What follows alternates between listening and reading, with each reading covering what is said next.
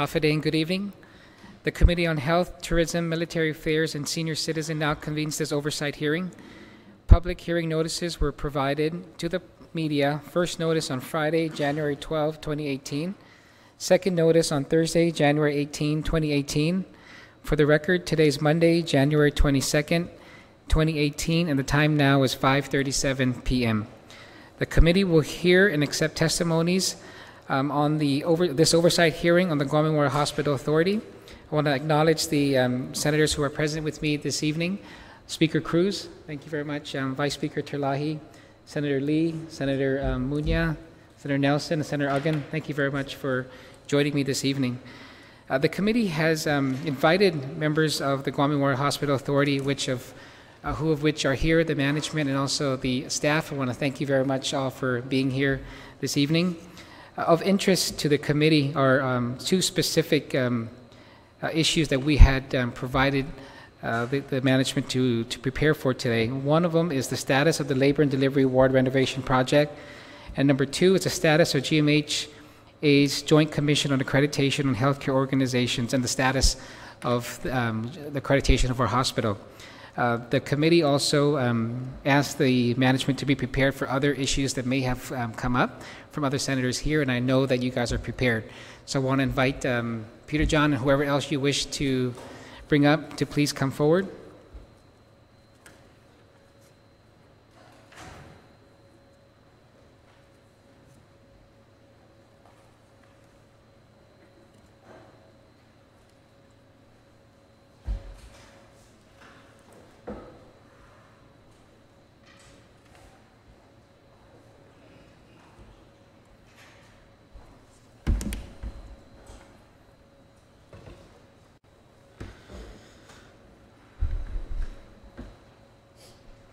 Okay, Mr. Camacho, we're going to start off with the first item on the agenda, which is the status of the Labor and Delivery Ward. And if you'd like to, you can introduce all the individuals who are here with you on this panel.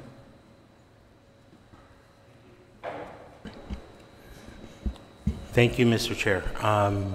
With me today is Benita Maglonia, our Chief Fiscal Officer, Financial Officer, Dr. Vincent Duenas, our Medical Director, Dr. Lyra Lizama, our Medical Director for the Department of Corrections Medical Clinic. We also have Mr. Brian Sinicholas with us at this moment.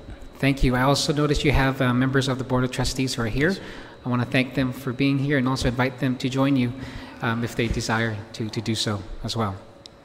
Okay, so Mr. Camacho, if you can please provide the committee an update on the status of the Labor and Delivery Ward renovation. And before that, there was anyone from GIDA or the Office of the Attorney General here this evening? Both were invited to be present at this hearing. Are you aware if they're joining us this evening? No, I'm not, sir. You're not? Okay, so go ahead, if you could please provide us that. Okay. Thank you, Mr. Chair. With regards to the Family Birth Center renovation project, on August 2nd, 2017, GMHA 014-2017, an invitation for bid was published in the Guam Daily Post, and then also I believe it was also published in the PDN. On Friday, August 28th, 2017, Amendment number 1 regarding the clarification on the funding range of the project was completed. On Friday, September 8th, 2017, the final advertisement in the Guam Daily Post bid submission date was September 12th, 2017. To be open at 8:30. I'm submitted at 8:30 with a public opening at 9 o'clock. On Tuesday, September 12th at 8:35 a.m., there were no bids submitted. On Thursday, September 14th, 2017, the request for information as to why no bid submissions were turned in for the MCH project was issued. And I believe there were maybe 1 or 2 responses, but nothing that indicated anything. On We then waited and we issued GMHA 015-2017, and that is on Thursday, October 19th, 2017. An advertisement appeared on the Guam Daily Post indicating the bid submission date was to be December 7th at 8:30 a.m. with the public opening at 9. On Thursday, October 19th, also in an advertisement also appeared in the PDN with the same information, bid submission date December 7th by 8:30 a.m. with the public opening at 9 a.m. On Thursday, November 30th, Amendment Number 1 was issued with regards to answers to the request for information submitted by an offeror, and a change bid submission date to read Thursday, 8:30 a.m., December 21st, 2017, with a public opening at 9 a.m. On Thursday, December 7th, Amendment Number 2 with regards to the answers for requests for information was submitted by an offeror. On Wednesday, December 20th, 2017, Amendment Number 3, a change bid submission date was issued. Bid submission at 8:30 a.m. and public opening at 9 a.m. on Thursday, January 11th, 2018. On Wednesday, January 10th, 2017, Amendment Number 4, change bid submission date to 8:30 a.m. submission, public opening at 9 a.m. and then Friday, February 16th, 2018. On Wednesday, January 10th, 2018, a notice of cancellation for IFB 014, I believe this is in there, 015-20-17 was issued. And this was based on the guidance from the Attorney General's office, who has, by law, is required to be part of the process from beginning to end because the project amount was over $500,000. And the concern was that there were no funds that would be available upon the opening of the IFB. And so when an IFB is open, you must have the funds available to award, is the explanation that we were given, and we didn't have that because GIDA had canceled the negotiations with Bank of Guam on the financing part, the interim financing that was required by USDA. So based on that, the guidance we got from the Attorney General's office was that we also had to cancel that. To this date, we are waiting for further response from the USDA. GIDA has gone back to request them for reconsideration on the denial or the rescindment of the waiver on the interim financing that was initially approved back at the first time when they approved the project. And so that's where we are right now with the IFB. If the IFB is approved for the waiver, then we would need to go back and make the changes on the contract documents to go back to USDA directly, as opposed to what we had to do with the Bank of Guam as part of the interim financing. Great. Okay. In light of the repeated delays of the labor and delivery project, and also in light of recent statements coming out of the administration about the accreditation being in jeopardy, and of course the urgency of the modernization efforts that I know that you've been working for quite some time to get through. In light of those, my question is patient care in jeopardy over at GMH? And maybe I want to ask you and also ask the medical directors to answer that as well. With all due respect, sir, I will defer to Dr. Dueñas and Dr. Lizama for the clinical side. Okay, thank you. This is regarding this. Is this in reference to the Labor Maternity Center, or is this just a general question? In light of the delays of the labor and delivery, in light of the statements that were made last week about the accreditation perhaps being in jeopardy, and the urgency of the modernization efforts, That's really based. That's how I want to ask. Is patient care in jeopardy? I do not believe that patient care is in jeopardy. We have the patient care providing right now is the conservative monitoring and medication, which we have been doing for years.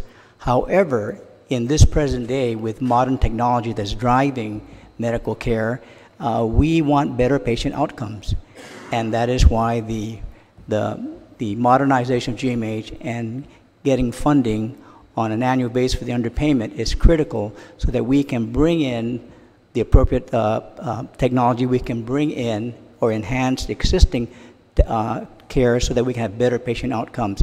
But as far as patient care, we are not seeing compromise. We would like to move forward, though, and improve patient outcomes. Okay, Doctor. I appreciate that response, because I think that's very important for our public to know. These things that we're discussing tonight are very important. We hear providers in the community about the need for improvements over at the L&D on how mothers, the delivery of patient care to mothers is kind of in question. And so that's why it's important to get that question, right off the top.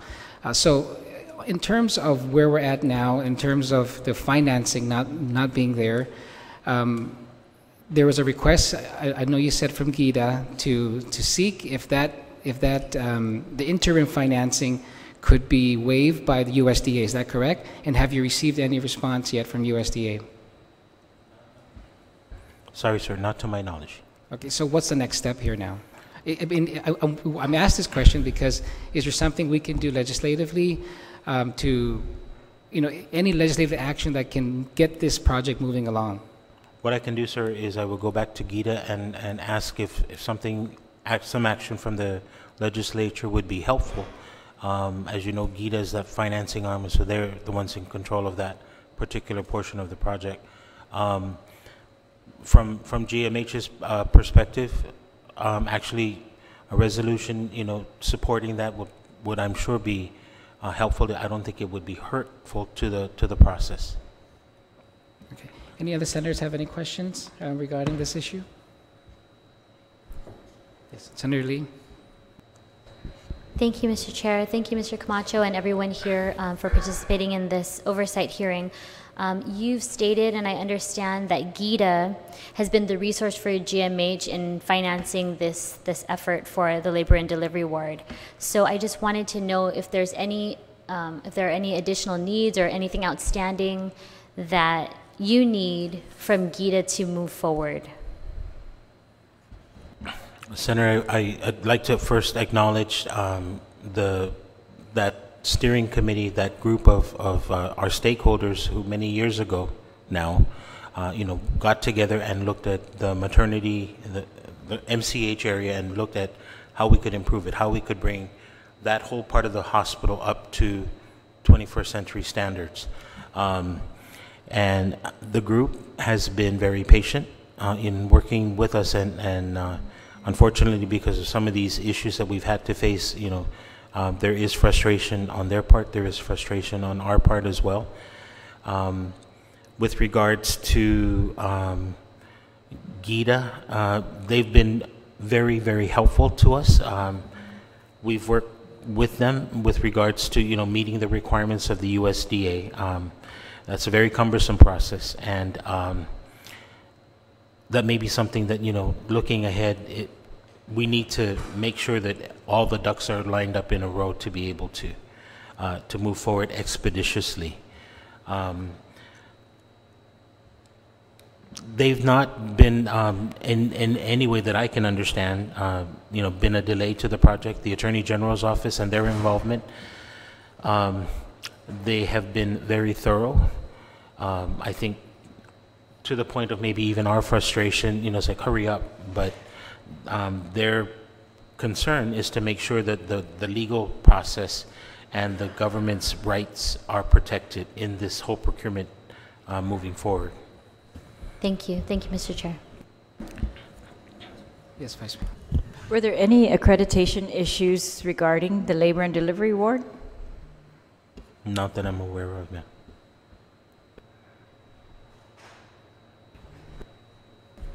Mr. Camacho, I know that before the bid was canceled, the IF bid was canceled, and I've actually spoke to several people that had information that companies were ready, companies invested, and invested a large amount of money to be able to have a proposal ready.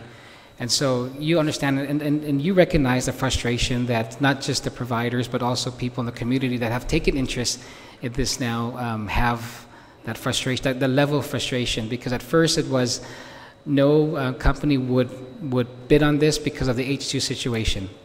But that's not the issue. I know that a few months back, this issue about money not being in the bank as well was kind of laughed at, because they said, that's not really what it takes, But now we hear from you that's actually the problem, is that the money wasn't in the bank, and that's why this project can't move forward. So, and that's what we're asking is, what, if any, do you think can we do here?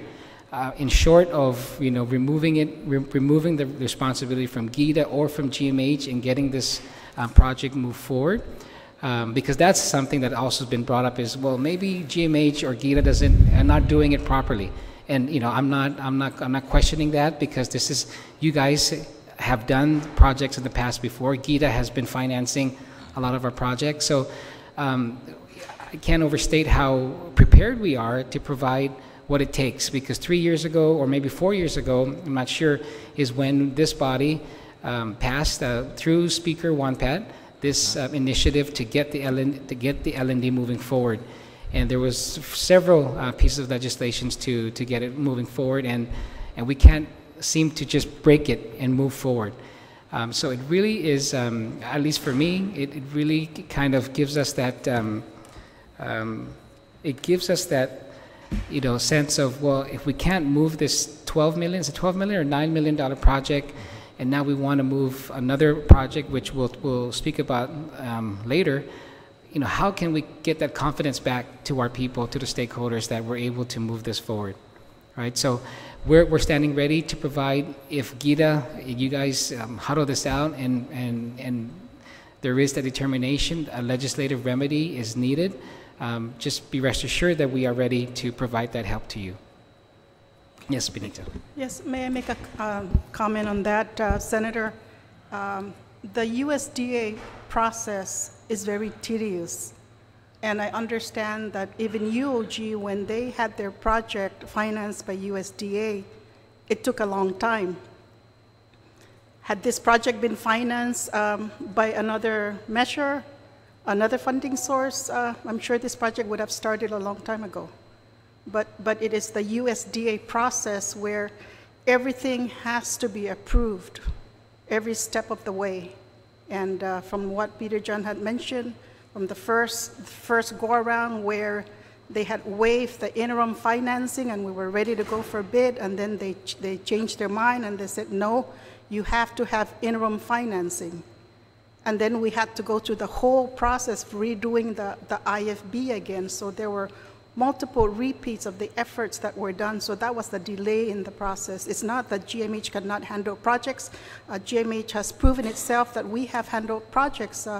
Many times over, we've done the urgent care, the emergency room, the ICU, and many other projects. But it's the funding source. It's getting authorization from USDA and complying with their requirements. It's very, very complex, and we have to wait for their approval.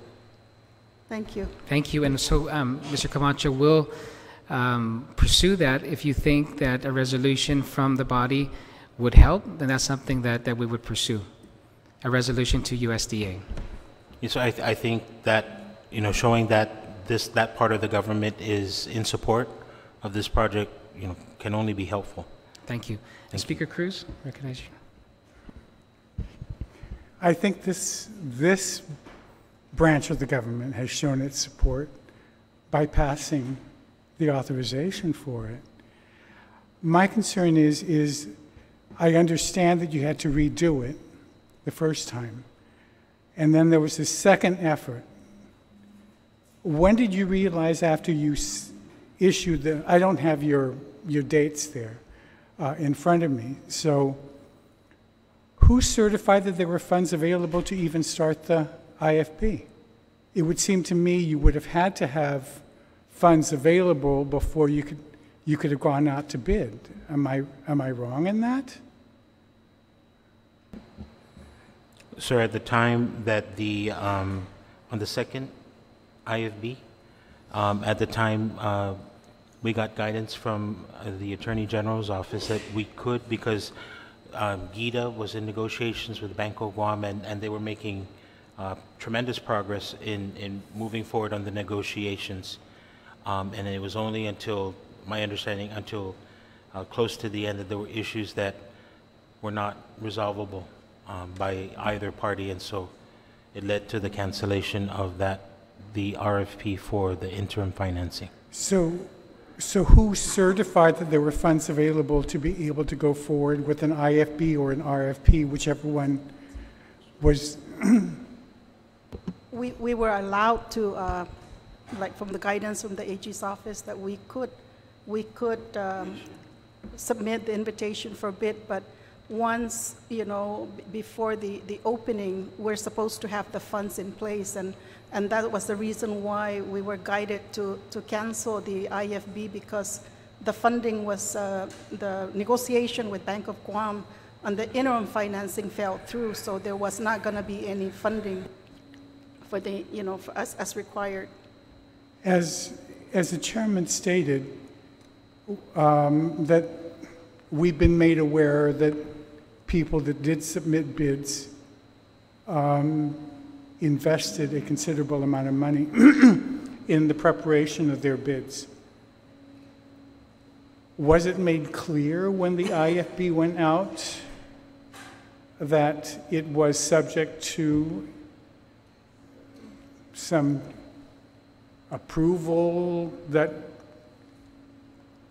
because that's why I can't understand how we could have even had an IFB or an RFP out there without certified funds in the bank to then, in our account, to be able to go forward, so that we wouldn't, after we got all the bids in, go, oh, sorry about that, we don't have the money, so we're going to cancel it, and you've all invested all this money in the preparation of your bids. Thank you, but eat it. Senator, there was no indication that the negotiation was going to fall through, and the requirements that the bank imposed on GIDA would not be negotiated, would not be resolved because they've given loans, larger loans in the past, and there was not that requirement in place. And we felt that with this being an interim, somewhat like a construction loan only, USDA is the one that will be financing after the construction period is completed. We didn't think that the negotiation will fall apart, but the AG's office and GIDA and Bank of Guam, they worked tirelessly on trying to resolve and meet the requirements, but in the end, they were not able to, the demands that were imposed on the government, the requirements was not acceptable, and the AG would not sign off on it. So that's what happened. Was the bank's approval of the interim financing available during the first bid? No, the first bid, no. I'm sorry, can you repeat that again? The bank? Yes. Had the bank, what was the reason for canceling the first round? The first round, there were no bidders. But was it made clear to everybody that if there were no bidders, that the bank there was a bank online that was going to provide the interim financing? Well, that was or was it still under negotiations the entire length for the last 4 years? You've been in negotiations with the bank to get this through, because this has been, I think, almost 4 years now. Well, the first time around, the USDA agreed to waive the requirement, and then when we were ready to go for the IFB, GIDA had to go out and request for a proposal for interim financing. So there had been a lot of efforts on this, on GIDA and the AG's office and the bank. So actually, GMH was not really part of this process. So for the first bid, USDA waived the interim financing requirement. Yes. For the second one, they required that there be interim financing, and you couldn't negotiate it, and that's why it was pulled. I think that's my understanding from GIDA.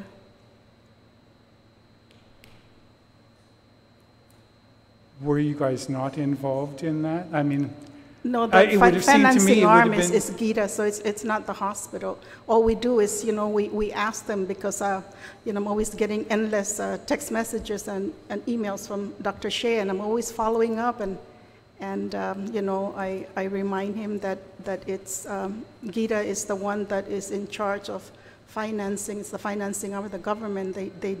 That's what they handle. So it was between GIDA and the AG's office and the bank.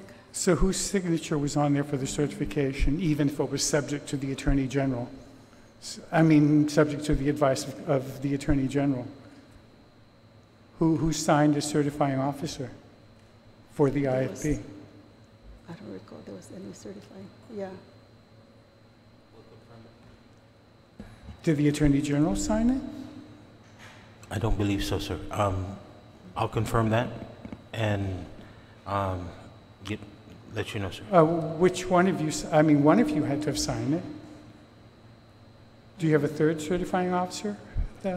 Or is it just the two of you? I don't recall signing, yeah. Yeah, because this just the release of the invitation for a bid is my signature on the tops. And when you release it, you indicate that there are certified funds available, because if it had gone through, somebody had to have, we would be able to start and there would be certified funds available. Or am I wrong that there has to be certified funds available before you can even go out to bid? For the award, based on the guidance from the Attorney General's office, for the award, there had to be funds in the account. And their advice is that you can even go out for bid. Yes, sir, we asked. Even before the award, you can go out for bid without having funds certified and available? Yes.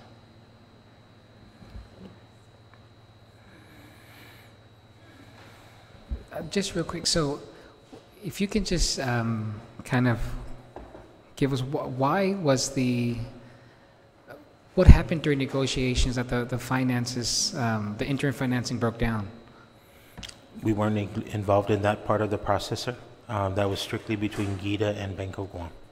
So they didn't share with you why? My understanding is that there were provisions in the contract that they were working on finalizing that was not acceptable to the government. And so because that couldn't be broached, the negotiations were canceled. Okay. Okay, so it kind of, it boggles my mind how all the way through the qualification stage of a respondent, right? That all these things, were missed, and it wasn't until that very end where there was a requirement from the bank that the government wasn't comfortable in agreeing to. Yes, sir. So you don't know what the requirement was? I don't recall it, sir. I'm sorry. Okay.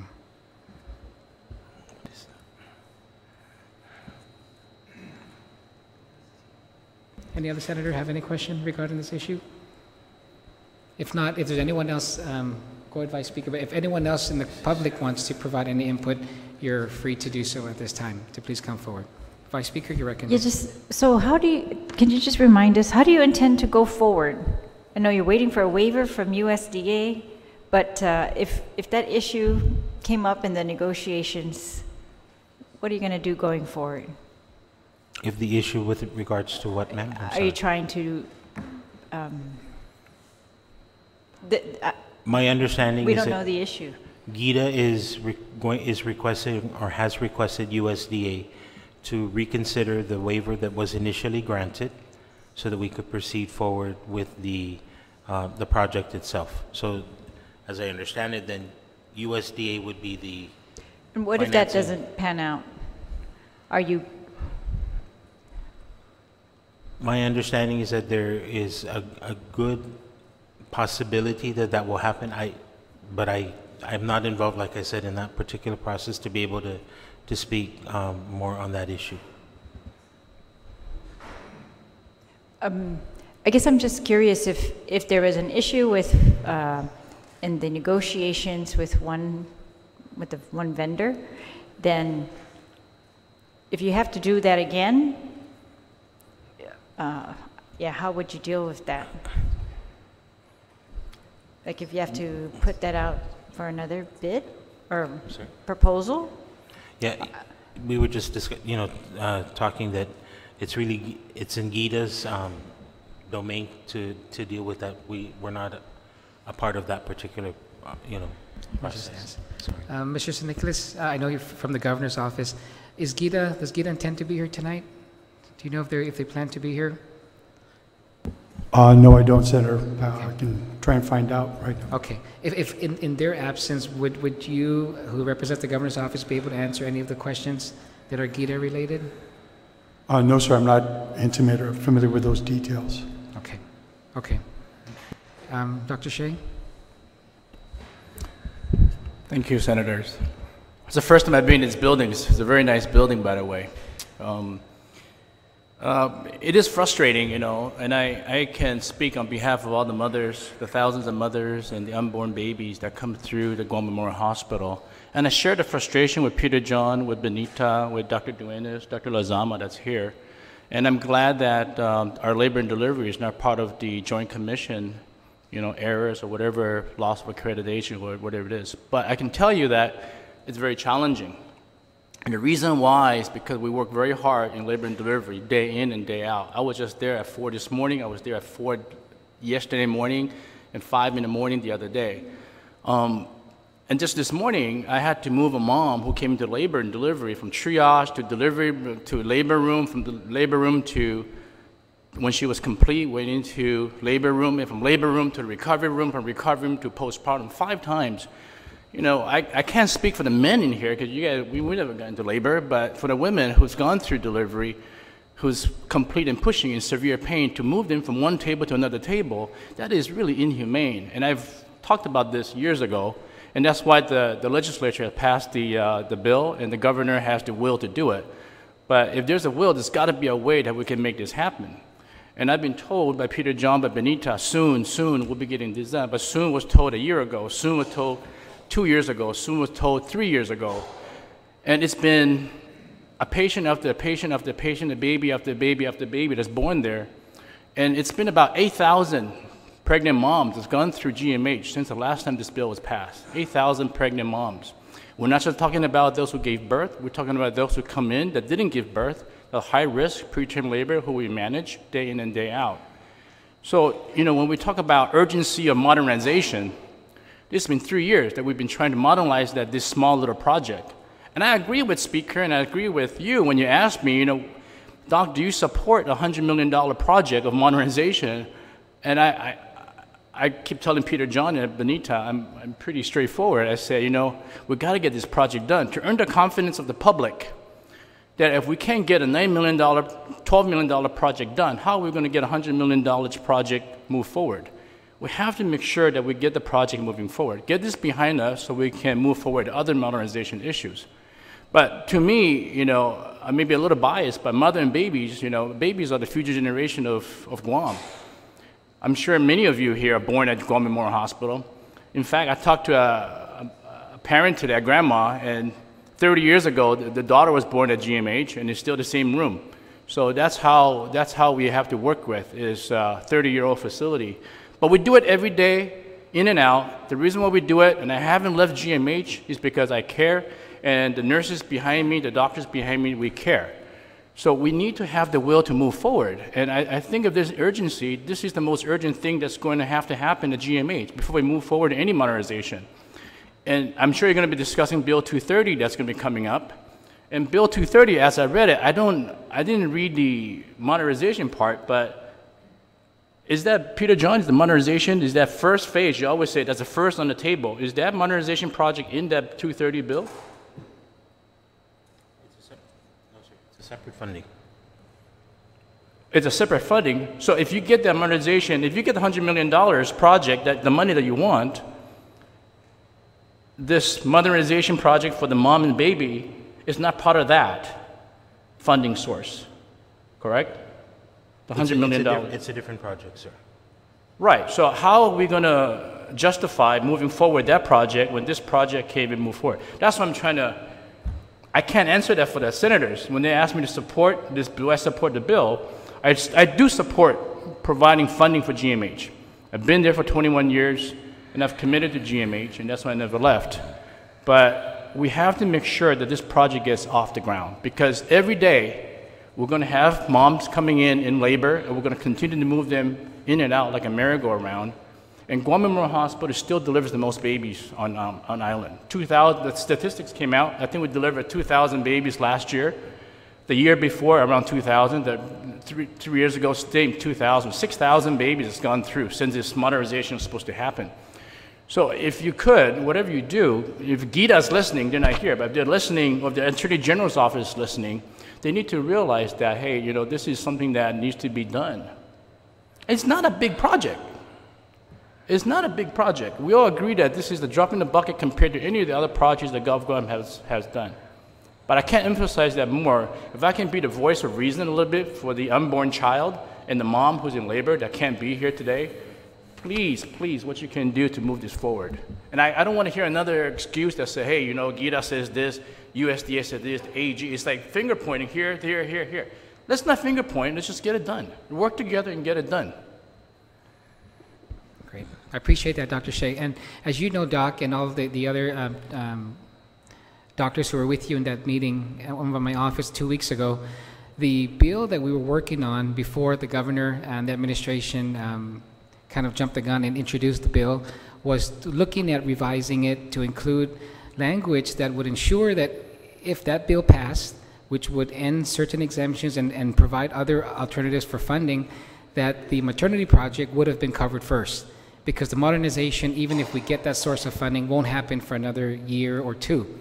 And so that's something that we're working on. And once, you know, hopefully it's not going to take us to have to introduce another version of the bill to make it happen. But rest assured that that's something that we're looking at doing, whether it's a Governor's Bill 230 now, because that's before us, or a separate bill, that whatever additional revenue comes in for any modernization, that this project be first in line and have first dibs on whatever funding comes through for GMH. Good. I mean, I thought that should have been done in the budget process. Every year I say, wait, okay, if the USDA can provide us funding right away, or Bank of Guam, or whoever the bank is, why couldn't you introduce within your budget for GMH, the line of budget should be dedicated for capital improvement, because that's a revenue resource for GMH as well. So you have to make sure that you provide that. So if you can't get into the bill, whatever it is, get into the budget.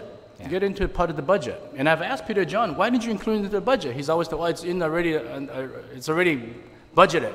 Yeah. But I think, in all fairness to Peter John and GMH, because it was authorized through a separate piece of legislation, and it was already moving forward, not seeing these problems we had with the vendor, the banking institution, then that's something that perhaps, and correct me if I'm wrong, that's why it's not something that was included in your budget early on.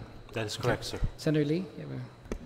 Thank you, Mr. Chair. And I can hear a lot of the frustration. That resonates with me. I'm certainly frustrated in this process as well.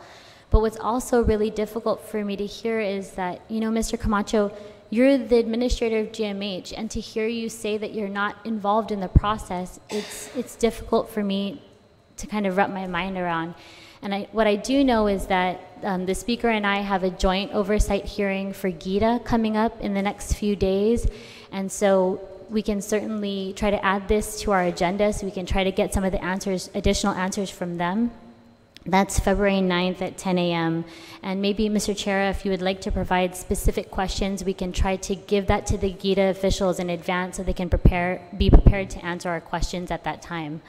Thank you. And just to add, the project, we spent $1 million on it already. And part of the bill was that you require us to spend time and effort in creating the A&E. And if you remember, I didn't want that. I wanted the financing to go along with the A&E so that I can parallel the project. But the legislature required us to do the A&E, and we spent thousands, well, hundreds and thousands of hours or minutes or whatever you have to do to get that done. We spent over $1 million, I think $1 million to be exact, on 900,000, and that blueprint is already there. And Peter John, you know,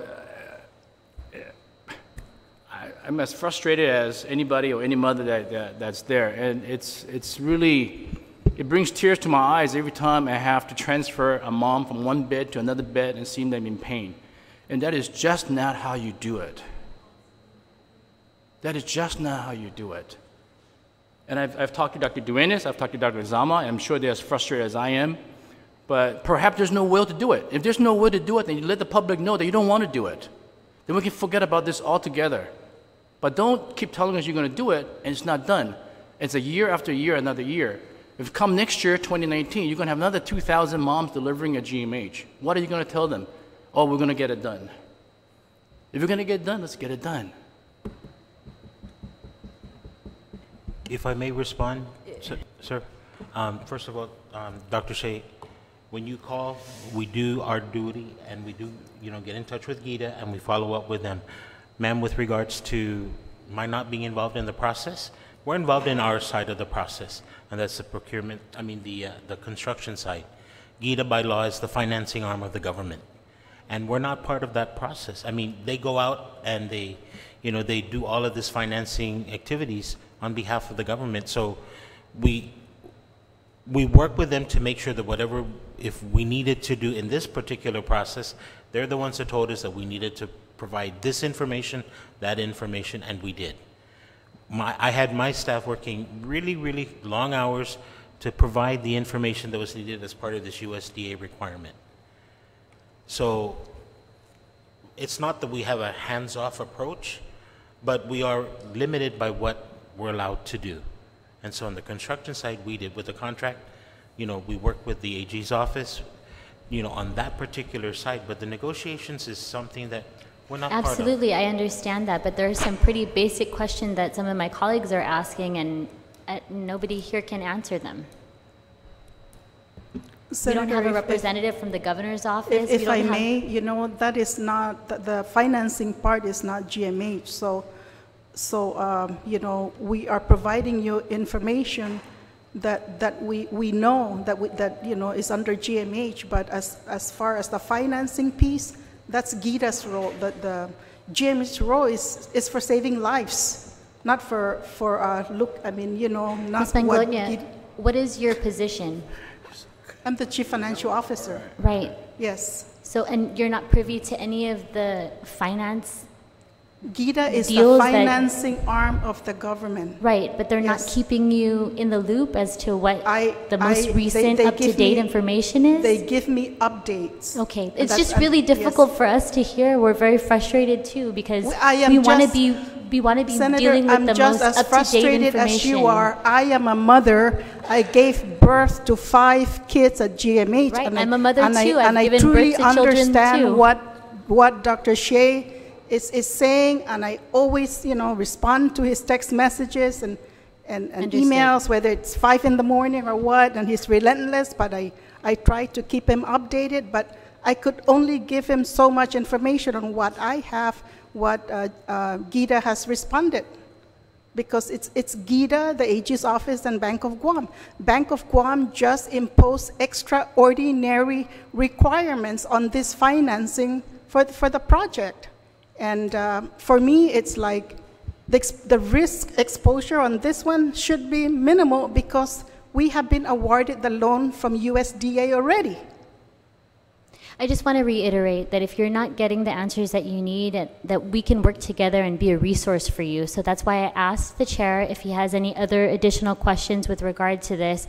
We can ask Gita at the oversight hearing, even before then, to provide us with some answers and get us all on the same page, the same sheet of music. Gita is, you know, they're pretty transparent in giving us information and giving us updates.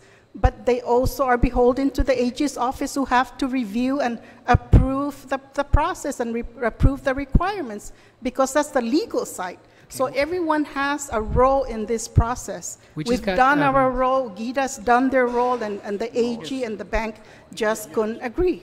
We just got information that Gita administrator is on his way, so he should be here within 10 minutes. Yeah, that would be great then. So we'll have him here, but we do have other questions. The Vice Speaker, if you want to hold off on that? Or? Sure. I just wanted to make sure that Dr. Shea understands that we are here, not because anybody's questioning the priority of the labor and delivery ward. That's done. It's already authorized. We've authorized everything that's necessary. The legislature before us did that. We're here because we're trying to figure out, just like you, why this is not proceeding. And we were told right before you walked in that we can't know the answer to that, that Gita, for some reason, rejected the negotiations they were in, and I wanted to know the details, but we were unable to receive those details. But I just heard right now Ms. Manglotnia say that it sounds to me like you do know the details, that there were extraordinary conditions imposed by the bank, things like that. I mean, we just want to get to the answer because we want to know. We have to, everybody wants to know. Well, so what is the delay? Why was it rejected? And how, if we can't get the answer to that, how do we know what to do going forward? Do we just sit and do nothing? I can't imagine that. So if you know the details, that's all we want to know. Is why are we being held up? Yeah, and I want to thank the legislature and Benita and Peter John too. It is true. I do text Benita at 5 in the morning. And the reason I do is because I have a patient that's 5 in the morning that's pushing. It frustrates me. And Benita does respond. Not right away. Maybe 6 in the morning she'll text me back. So, Dr. Shea, do you know the reason that Gita rejected the Bank of Guam negotiations? I do not know the specific because I'm not a finance person, but what I'm told is that Bank of Guam required to be the first, if the loan was being defaulted, that the Bank of Guam would have first dibs at the Gov Guam financing or collections or something to that effect. So if Gita's coming, you can ask him directly, but I'm a doctor. I'm not a... So was this information shared with you from these people in front of us right now? The board, or I mean the directors from the Guam Memorial Hospital who told us they could not share that information with us? Well, I was told that you can't share information, as was made at Senator Rodriguez's office. You asked the same question, and they said couldn't say it because it was in the process of negotiation. But the negotiation is over. It's done. It should be open to the public on what happened so that we don't make the same mistakes. So if the negotiation is done, if the bid is canceled or it's been rebid, then we need to know what's going on. And I hope that bid has already gone out again. Not yet. See, we should be issuing this bid. If the first bid that went out, I don't understand it because if the speaker asked a good question, is that if the first bid went out, it was certified that, hey, there was funding or some sort of funding of USDA waived the requirements, then the excuse was not because there was no bidders, but you couldn't open the bid anyway because there was no funding source at that time. You know what I'm saying? We've been told, Dr. Shea, that they're not going forward with rebidding, that they are going to wait until we get some response from USDA as to whether there's a waiver, and that we are unable to know the reason why we cannot proceed with rebidding, or what the delay or the holdup was in the negotiations in case we decided to, or they decide, or Gita decides apparently, and the hospital has no, it's, you know, we're here trying to help this, and I just think everybody has to be very forthright, and if you're restricted by your attorneys, then I can understand that, but if it's just, you know, we're choosing which information to share and which information not to share, that's, you know, that's not going to help anybody, and we don't have to re-debate whether it's a priority or not. We just need the answers as to what the holdup is. I think if we all be transparent, and I think Peter John and Benita is trying to be transparent, and I work with them day in and day out, but I hope they're as frustrated as I am, because if I'm frustrated, a lot of the mom and babies and other nurses are frustrated because to move a patient, average pregnant mom, to move them from one bed to another, it also hurts the nurses' backs too. And it strains them, and there's a lot of work in doing that. So, it's just not just frustrating, but we like to provide the care that we are trained to do. As a board-certified OBGYN, as a certified nursing provider, we want to be able to move forward with the training that we've done. That's what Dr. Duenas has said. We want to be able to provide the care, the technology that we are capable of doing. And we're restricted by moving forward. We're kind of stuck in a twilight zone that I can do more for the patient. We can do more for the patients. But we're not able to do that because we don't have that capability of moving forward. But we do what we have, and we save lives every day with what we have. And I got to commend GMH staffing for helping us doing that. And, me, Dr. Lizama, and Dr. Duenas, we're in a different profession. But if they spend a day with me, they'll probably share the same frustrations that I do. If I spend a day with them, I'll probably share the same frustration as they do. So Guam is small. So we have to be able to work together.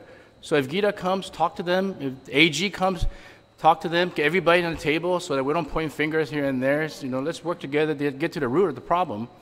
And Joint Commission is always, what is the root cause? What is the root cause? Let's get to the root cause of this. And is there a will from the governor, Calvo? I know he visited hospital. I know he wants to do this. And every time I see him, he always says, this hasn't been done yet, It's frustrating, too. So I like to see this project move forward. Can I say something, sir? Oh. Yeah. I'm Dr. Seidel. I've worked in the background. I'd just be curious why did Bank of Guam reject this specific proposal? And this is a policy of Bank of Guam moving forward that they are going to put stipulations that Gov Guam can't meet. Specifically, why this project did they start with these new stipulations? And will Bank of Guam go on record saying they will no longer do any funding for any project on Guam if they do not have these stipulations? Because that tells me that if they're only putting stipulations on this project, there's something inherently that someone doesn't want this project to go forward. And so why, this is a fair question, invite them to the oversight and ask, why did you put these specific stipulations on this specific bid?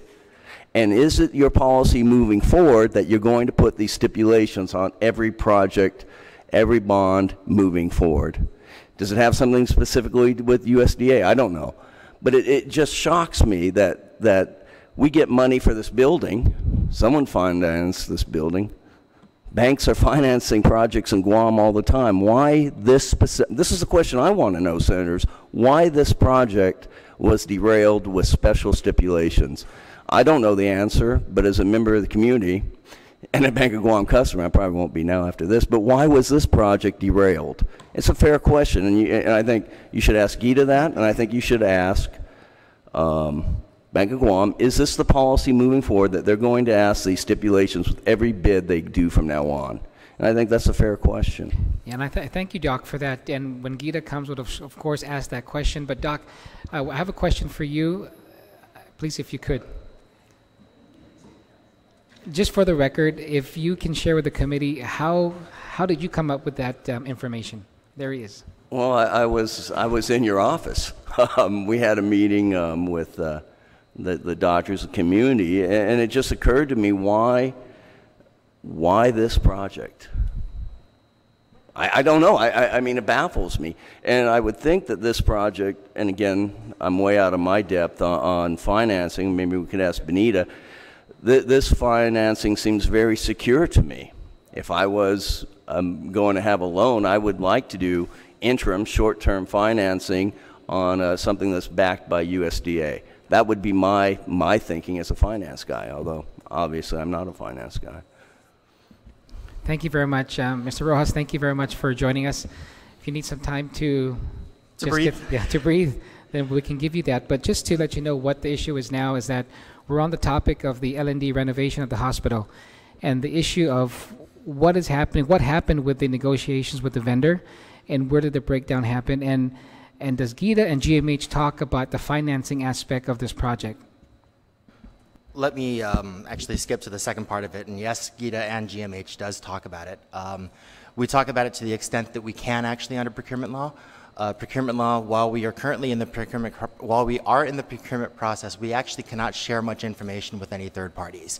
But with GMH being the recipient of this, we did actually give them updates as to where we were on everything.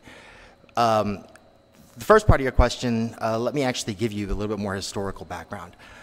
We have actually been working on getting this financing for at least a couple of years. The 33rd legislature actually did push through legislation for us to be able to get the financing for this hospital when we did realize that the limitations in the first bill to actually give us the authorization to finance these renovations didn't actually prove to have enough in the language for us to be able to look at it. The bill, and I apologize, but I don't actually have the actual bill number on hand. The bill actually authorized us to be able to go after $9.2 million in funding for the renovations for the Family Labor Ward or the Labor and Delivery Ward at GMH. That bill specifically said that we needed to actually pursue USDA funding. We did so. In doing that, we actually received an award from the USDA to be able to receive the financing for this building at a 2.75 interest rate, which is actually pretty good. Come November of 2016, while we were in negotiations with the United States Department of Agriculture, we actually received notice from them that they actually would waive the requirement for interim financing, which means that we would actually have to find a local financer to be able to finance the building through construction, and then USDA would actually come in and step in essence, guaranteeing the loan for the 3 years or so that we would actually be required to do this. In May of 2017, the USDA actually kind of backtracked. They gave us a list of demands that we would need to actually complete to move forward with the renovations or the financing for the renovations, and at that time, they actually said that we did still require a waiver. After clarification with USDA, what we did is we went out with a second RFP for interim financing. That RFP yielded 2 respondents. The first respondent, as we actually had heard here this evening, was the Bank of Guam. The second respondent was actually a bidder who did not submit a bid. So essentially they were a respondent, but not a bidder. So out of those 2 respondents, there was 1 qualified bid that was received, and that was the Bank of Guam. We gave a notice of intent to award to Bank of Guam, which actually started the negotiation process. And again, at this point, this is where we have to protect ourselves in the procurement process, where we really cannot give too many updates on too many details while that procurement process is going on. Those negotiations actually did end up going on about 6 months. Ultimately, what had happened towards December is essentially we weren't able to agree with the Bank of Guam because of the fact that they were actually requiring us to set assurances on the full amount of the 4% BPT that was used to be able to guarantee this this financing. So this public law actually has us using 1% of the 4% BPT as a requirement for debt service or available for debt service for the financing of the GMH building. This is a 3-year loan. It's an interim finance loan where it's actually already backed by the United States Department of Agriculture. For them to be able to actually request us to provide assurances that were outside of the law that authorized us to be able to make this borrowing, that we could not do. So we did go back and forth, actually 3 times, to see if they actually really did need the language within that contract for us to be able to do that. At that point, towards the end of December, again, I do not have my dates with me because I do not have all the details. That's actually at the point when they had said, no, the language must remain for the bank to move forward. Again, mind you, throughout all of this, we're trying to work hard with the hospital to be able to get them the financing, because we also did run concurrently the IFB for the hospital to be able to move forward with their construction. So at that point, we essentially had to cancel the bid, and that, I believe, is when we did have the conversations with both your office and Dr. Shea, as well as the rest of the doctors at GMH, to be able to say, at this point, we can't really give you the details because the procurement is still open. When that was closed, I immediately called you back and actually gave you the updates as to where we were on that. So at this point, where are we? The USDA has, one, issued a waiver for interim financing in November of 2016. Once we did start to see that the financing with the Bank of Guam actually was not going to be pulling through, we immediately sent an email request out to the USDA to see if that waiver can actually be honored again. When we did actually cancel the RFP with the Bank of Guam, what we then did is we sent an additional letter to the USDA, in essence asking them to either, one, honor with the waiver that they gave us in November of 2016, or two, reissue another waiver so that we do not have the requirement for interim financing. I did hear the questioning earlier with Peter John as far as with what are we supposed to be doing next. And, Peter John clearly said, hey, this is essentially the route that we have to go on this. So USDA has already given us a waiver. We're pretty sure that they're actually going to be honoring a waiver, in the future. Unfortunately, with the federal situation as it is right now, we aren't able to get an update as recent as this evening. Hopefully, we will be able to get some word from USDA soon. That is, in a nutshell, the update on the labor and delivery award as fast as it was for me to get down here.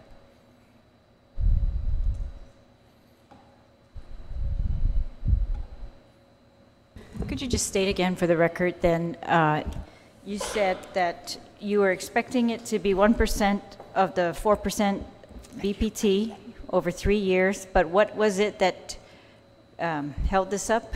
What were they asking? I'm sorry, the guarantee for the loan authorized us to pledge 1% of the 4% BPT. So the language in that law, or for this borrowing itself, right, only claimed authorization for us to be able to negotiate on that 1% of the right. BPT. I'm asking what held it up. Correct. The requirements that we had with the Bank of Guam was, one, that we would not reduce any of the BPT, which we could not actually authorize because that wasn't in the law, and two, make any more reductions in BPT collections. That would be any additional exemptions and whatnot.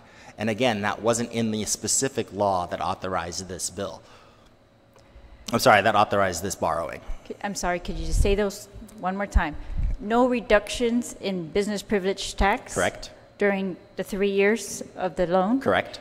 And what was the other one? The other one was no additional exemptions per se of any BPT, which, in all honesty, we already have protected in covenants that we have with the other bonds themselves.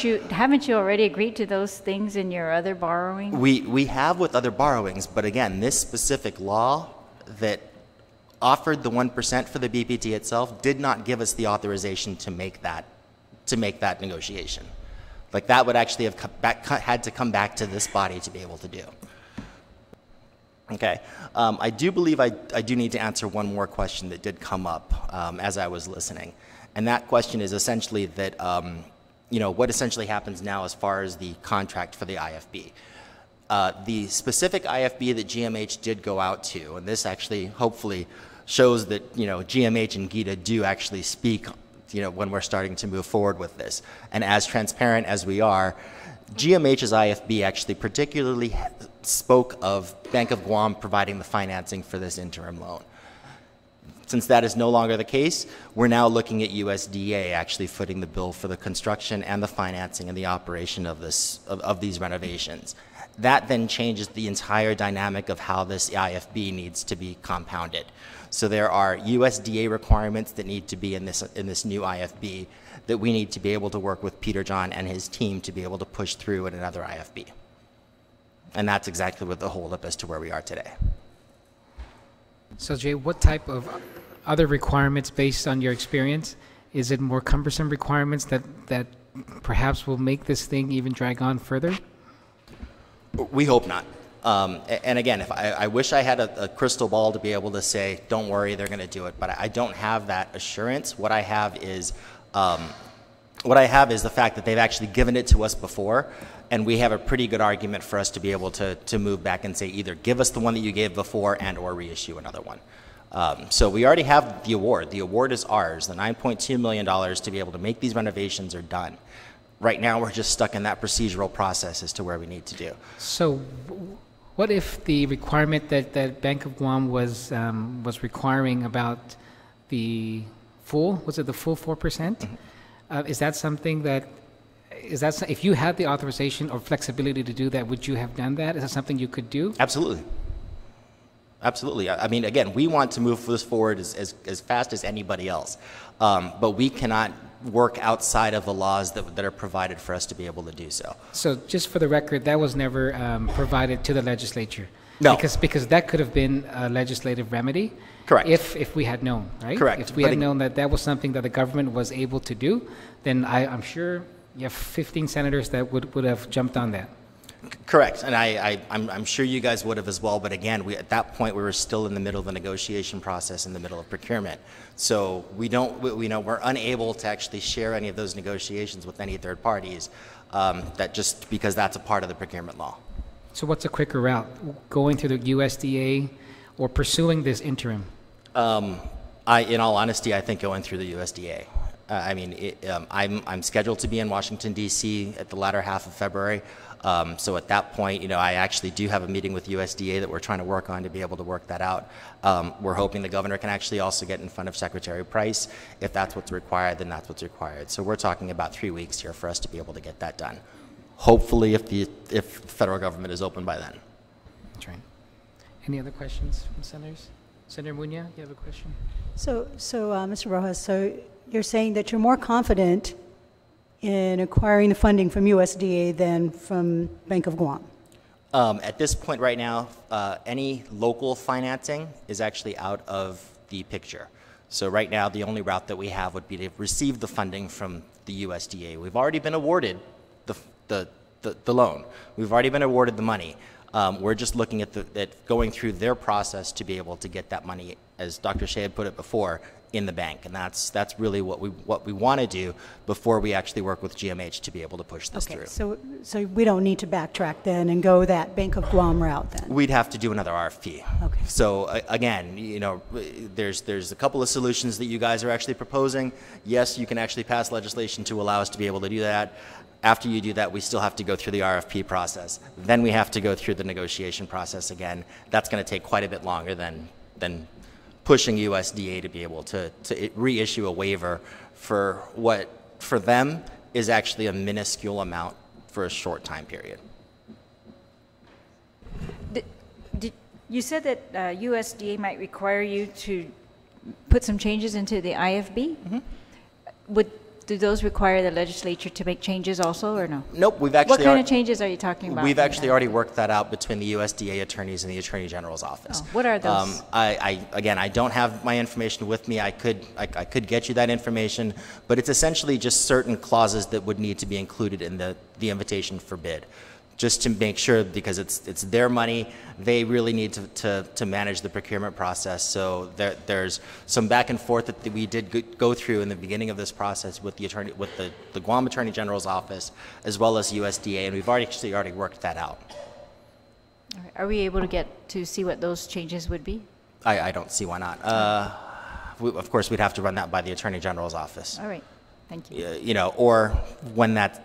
I think what would actually be safe is once the announcement from GMH would happen that the IFB is available, you can definitely see those there. I just want to say real quickly that it sounds so promising, and I'm sure everybody is feeling very confident that we can go that route and it can happen, but we were also very confident in the first place when we were going through the timeline. So the possibilities of it not happening could still happen.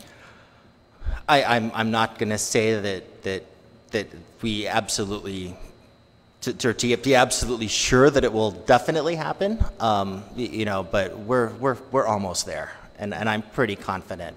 Again, we have already received the award. So, that money is pretty much close to getting into the bank. These are just some of the procedural things that we need to work through with the USDA to be able to do that. Okay. Okay, any other senator have any questions? Before we move on to the next item? One last question. Joe Diego, I think, is the local representative for USDA. And Jay and I have been communicating too. I just haven't texted him at 5 in the morning. But I would probably answer. But, I don't think you have to fly to DC to get this USDA to waive the waiver. I think when I talked to Joe Diego, Washington has already gotten the letter, and I think you guys are waiting to hear back. Either last time I talked to him was the week before, and he said within 2 weeks you should be able to hear back. So hopefully you can get that rather than waiting till you fly over to DC to do so. Sorry, we actually do have business in DC that I'm going to be there for. Okay. So again, that's just giving this body some additional reassurance that we're at that 2 week mark. But if not, I need to knock on doors. I will do that. Okay. Well, you let me know if I need to fly there too. Absolutely. Yeah. So what we found out today, at least I got it clear, that it's been put out to the public that there's no bidders. PDNs keep publishing no bidders. We know that there are bidders. I'm glad Senator Dennis has brought that out, and Peter Johnson acknowledged that. So there are bidders out there. It's not the H2 situation right now. So I think Gita has given us what they have, but I'm still frustrated. So we just need to get this moving forward. It's hard for a doctor to practice their expertise, and for the nurses too, to work with a 30-year-old facility and equipment too. So we need your help. However you guys need to work it out. And just so that the body knows that, even with GRMC that's there, GMH, they still refer patients to GMH. And I see GRMC sitting right there. So they still refer patients to our labor and delivery all the time. And we still take in their babies, we still take in their high-risk moms. So we still are the referral center for the Navy as well, for the Marianas Islands. So we're not going to go anywhere. So if there are people out there that say, oh, we should, move over here, move over there, but there's no way we can move 2,000 patients. Nobody will be able to absorb that a year. So I want to thank senators for spending the time, Jay and Peter, John, and Benita. All right. If any questions, you know how to find me. Great. Thank you very much, Dr. Shea. Thank you, Jay, for your participation tonight. And if I may, we'll send an official letter just to recap what the discussions were on this issue, and to also ask for perhaps a regular update on this so that the committee and the senators would also have the status as we move along. Moving on to the next item on the agenda is the status of GMA Joint Commission accreditation.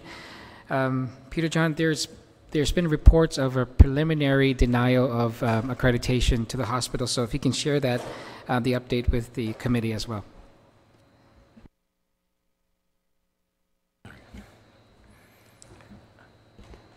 Now is the time.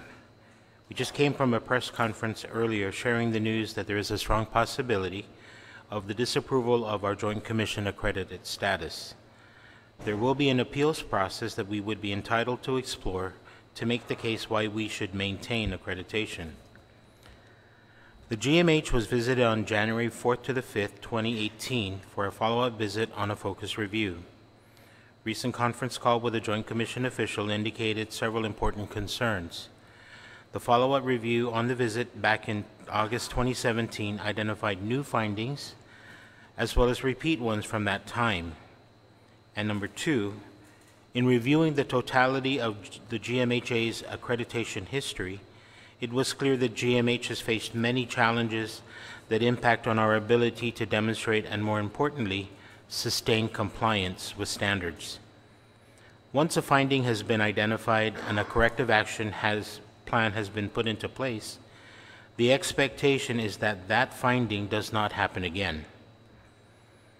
The challenges to demonstrating compliance are multifaceted. Many stakeholders with different yet interrelated responsibilities. The common thread interwoven through all of it is funding or its lack thereof that is a very important underlying but critical fact. Funding shortfalls lead to deferrals or elimination of expenditures that support efforts to meet these regulatory requirements.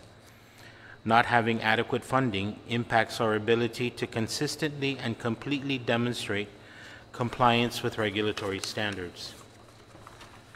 For the past few years, we have submitted annual budgets that have requested subsidies in line with needs identified by our departments.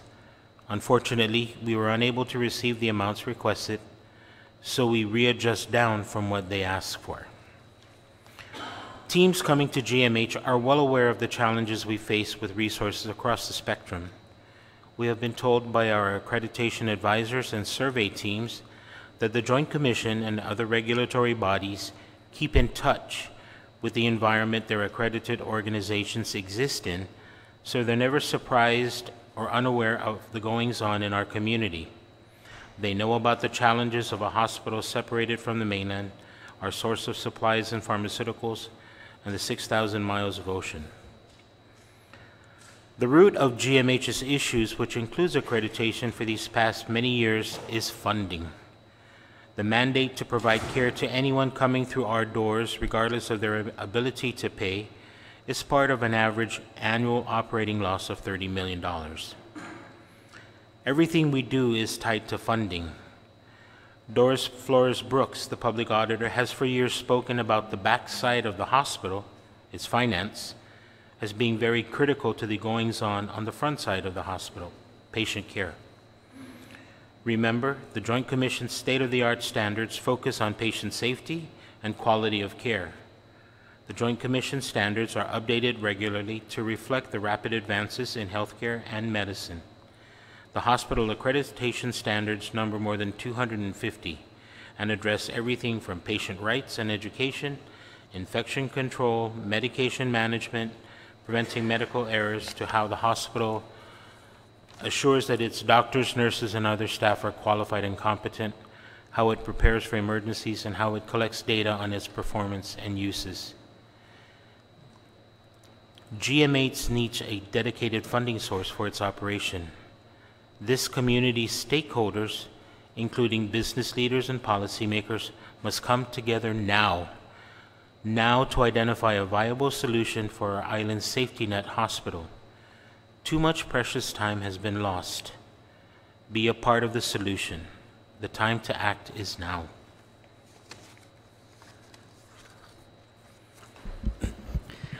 Have you received the report that you're able to share with the public and the committee, this preliminary report? We're not able to share it, sir.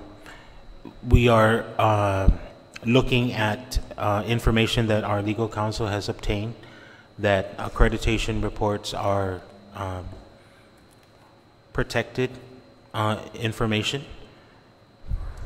Okay, so, because as in the past, this body, this committee particularly, has always provided whatever support the hospital needs, whether it be bridge financing or just the support that it needs. This committee has exerted every effort it could to provide that. And so we're here again today, of course, to ensure that that whatever report or whatever is the final determination of Joint Commission is understood by the public, but also to provide whatever assistance is needed. And I know that one of it is this funding that the governor has proposed. I know the speaker is having a hearing on that latest measure later this week, I believe, yes. Or is it next week? But it's very important that that the communication between GMH and this body is open. As I shared with you earlier, the tie-in of the modernization and Joint Commission was only known and made public last week or 2 weeks ago, when a statement was made about the governor introducing a measure. And so that initially kind of concerned me, is that modernization was tied directly to accreditation. So that's one issue that I particularly had with that. But in order for us to understand things better, we're going to need to be able to know what this report is, because our understanding is that there was these focus surveys that you spoke about, and where were these focus surveys, where were they concentrated on? And it's not to put blame or to shame anybody, but it's really for us to be able to know where particularly, if our end goal is to get $100 million to the hospital for modernization and a dedicated funding source, that's where we're all headed to. But in the interim, there has to be ways that if it's specific assistance that is needed. I know one of the things that you talked about in your press conference today was about roof tiles or ceiling tiles that are dirty, or several other things that could be resolved before this $100 million bill or this $100 million initiative is actually passed, right? So I don't know if any other senator has any question regarding this, but I think it's important that we're able to also review this report so that we can understand where it is the problems are at the hospital. Thank you, Mr. Chair. I just have a question. You said that you're not able to share the results of the accreditation findings, but when will we be able to see it? What is there? Are we never going to see where the shortcomings are, or what is the timeline so that we can address this also as a body and make sure that these are the priorities that are put forth, so when you appeal, these matters are fixed? I think we need to look back and when we started this accreditation journey many years ago, one of the early advice that we got from our consultants was that we never speak about doing things because we want to be accredited. Mm-hmm. We do things because that's what we're supposed to do for quality patient care and for safety. Sure. And so when the hospital submits its budget, that part of that process, we talk to our department heads and we say, what is it that you really need to be able to do what it is that you need to do? Mm-hmm. And so that information comes back to us. So it's the operational needs that we're talking about. If we're able to do... That came short on the accreditation findings? I'm sorry, ma'am? That impacted the accreditation now? It's the operational procedures, or... For as long as I've been involved in this with the hospital, if we're able to do what we're supposed to do, accreditation or that validation that we are complying with standards will follow naturally. It's not something that you're gonna have to spend money to get this little widget or something like that. Yes. But it's the processes that are put into place to ensure patients are safe, mm-hmm. And actually not just patients, but the staff are safe, right. The visitors, the public. No, so all of those things are part of it. And it's really truly about the environment of care that the patients come to. Right. No, I understand. Sir. I understand that in your testimony you said funding is essential for this accreditation, for the hospital to pass its accreditation. I understand that, but the accreditation is not just on a funding matter. It's also, they look at your rules and procedures, they look at your SOPs. Accreditation encompasses the whole hospital holistically, yes. Right? It's not just a certain aspect, I understand. Correct. But there is also guidelines for the hospital that some areas of this accreditation will put you in the black. Some areas will impact you greater than the others. So I'm just wondering that there's some critical areas that must have impacted this result. And so are we going to be able to see it, and what is the timeline? The report is, as advised by our legal counsel, is not releasable. Are not or are? It's not releasable. It's not really at all. As my understanding. Can we get a letter from your attorney that just cites, because it's kind of it's kind of strange that is not releasable, especially to us here, where we're here really to provide help. To provide, whether it be short-term or long-term help. That's what we want to do. But to not make something as important as this available is concerning. And also, it's not going to be productive in our discussions even for this evening, because not knowing where you're coming from in terms of this specific issue with the report, I don't think we could be productive in that. So I'm just interested to know what type of legal guidance they're providing you that says that you cannot release this report. Okay. Thank you.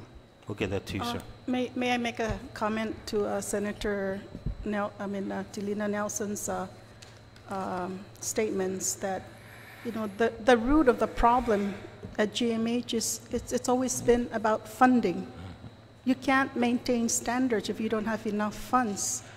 In a 1991 Deloitte report, I want to quote, subsidy increased from 5.8 million in 1989 to 11.6 million in 1991.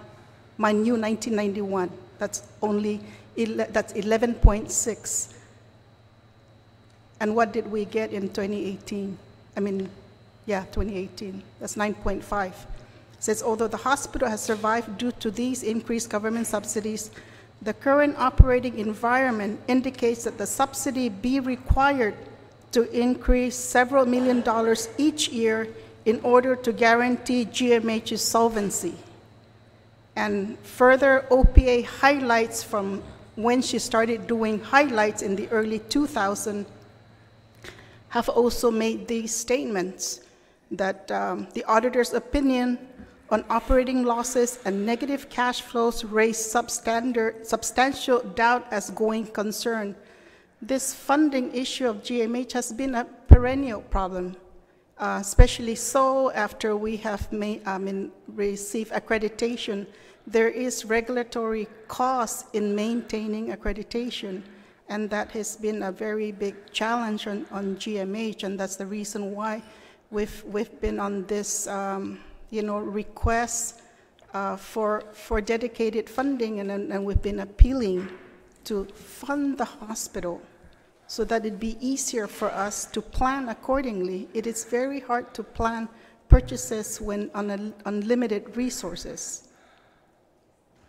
And on the accreditation, there was an article back in November of 2017 where it says GMH crisis could threaten accreditation.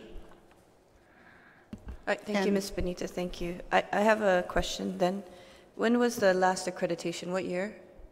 The first time the hospital received accreditation was back in 2010. I don't know for years prior to that, but so it was 2010 was, and then ever since 2010, if you look at the audit reports, the operating expenditures of the hospital has been over $100 million. Mm-hmm. And the hospital brings in money of its own, and we have been we've been able to make improvements in our billing, in our collections. Last year, in this fiscal year 17, we collected $10 million more from insurance than the year before. And we have half of our billers and half of our coders are certified. And that's why the speaker doesn't bother me about that anymore. But it used to be, your billers, your coders are not certified. Well, that question doesn't come up anymore because we sat the staff down and we gave them the resources and we encouraged them to study and get that certification. And some of them are still studying and trying to get that certification because it's not easy when you work, all day and then you're going to go home and study some more. It takes a lot of commitment and dedication, but I'm happy because the staff have really, made tremendous improvement in that area. But it is very difficult to run a hospital without adequate finances. Yes, and I think it's also very difficult for us to find out how better we can help the hospital. The legal aspect is we can't see the accreditation results. Well, there's certain things that you can't see in the hospital. There's a lot of protected information. Well, the HIPAA maybe, but we can share that, when you have an average operating loss of $30 million, that's definitely going to impact patient care because we're not going to be able to provide that supply. We're not going to be able to upgrade certain equipment. We're not going to be able to hire and pay the nurses their just compensation. We're not going to be able to hire those physicians. The list goes on. Okay. We need your help. We need this legislature to help once and for all the hospital and give us the dedicated funding source that the hospital has been begging for years. I mean, we are at the hospital day in and day out. We know what we need to fix that hospital. There have been many studies done on the hospital, and it's all about funding. And there's no ifs, buts about it. We have made improvements, but we can only make so much. We try to maximize our reimbursement from the 3Ms. We've made progress. We received $5 million for 2007 and 2008. And we're expecting another 4 million for 2014 and 15, but CMS, sometimes it takes several years to get that. We got the 2007 and 8 back in 2015. We received notice in July of last year that they have reviewed our request and they have forwarded the notice to CMS for their approval. But the auditors for CMS have audited the hospital's Medicare cost report for 14 and 15, and they have validated that they need to pay us an additional $4.3 million for the services that we provided to Medicare patients. So we have done everything that we can. We have, looked at every angle in trying to improve efficiency, in trying to maximize revenues from the different departments. We have raised fees. We instituted the 5% fee every April 1st. The insurance companies complain about it because they're actually the ones that have to pay that, because the 3Ms, we're on a per diem basis, and they pay us a flat rate, $11.97 a day. So it's actually the insurance and the self-pay that pay for those increases. Benita, I want to just say, yes, I don't want to give credit where credit is due. You guys have, through your leadership, have instituted measures that have improved things at the hospital with the support of the dedicated people you have behind you. Yes. And so I recognize that, that, and yes. PJ and your management team here knows that. Yeah. And so we provide all the support we could give you. However, where we're at, and I know we're going to have that hearing next week. Yes. And so you'll have that opportunity to be able to present that. But we all have to keep an open mind too. Yes. That yes, we know what needs to be done at the hospital. However, that's not the only option. The only option is not about building a new wing at the hospital. It's not the only option. There's other options that we've put up there, which is to get people coverage so that they don't have to end up at the hospital. So all these other stuff that we have to be able to discuss and be able to have an open mind on, both with the administration, the legislature, and also our community. So we'll have those discussions. But specifically for today was this issue on Joint Commission, and I still can't seem to kind of get it understood in my mind how you can't communicate with us what the issues are, what Joint Commission has said the issues are. And so if I may ask, PJ, that if you can provide us a letter from your legal counsel, just giving us the legal citations on where and how is this information not able to be released to the public. Okay? Any other senator, speaker? Thank you. I too, Mr. Chairman, am a little disturbed by we cannot release it. If I was to tell that to the two white coats at the end of your table there and tell them I don't want to tell you, how are they going to be able to provide any diagnosis and treatment for me if I'm unwilling to tell them where my pain is? Guess. We have to come forward and say that the pain is wherever it's at. Well, I'm embarrassed to say where it's at, Doc. We're willing to help. The issue of funding, this legislature provided $800,000 more than what was requested for it in the executive budget request last year. We became a little creative, and with a farm fund, through the leadership of the chair, that 75% of the farm fund is used to pay as matching for the 3Ms, so that it can bring more cash to you. We could have made it a straight out subsidy to you, but we decided to double it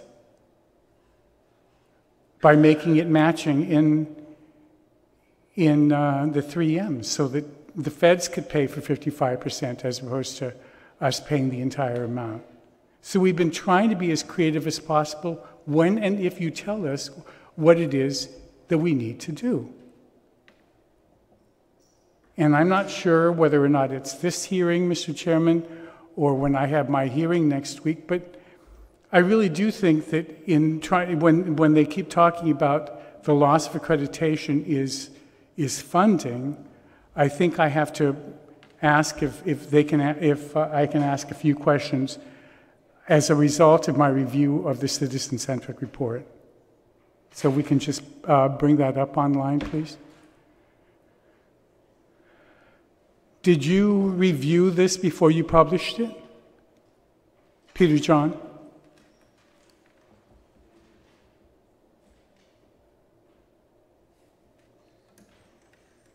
This is your most recent one.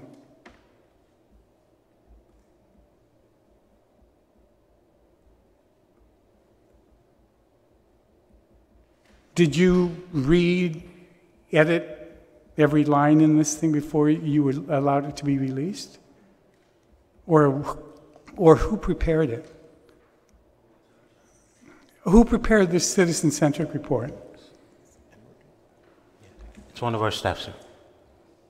And did the two of you sign off on it before it was published on the OPA website? Yeah, I mean, you sent it out. You have your picture on the first page. Did you review it before it went out? I reviewed it, sir.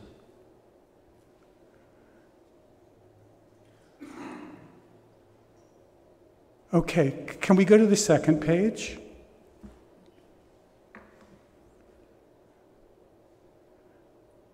Can you hone in on that graph on the far right?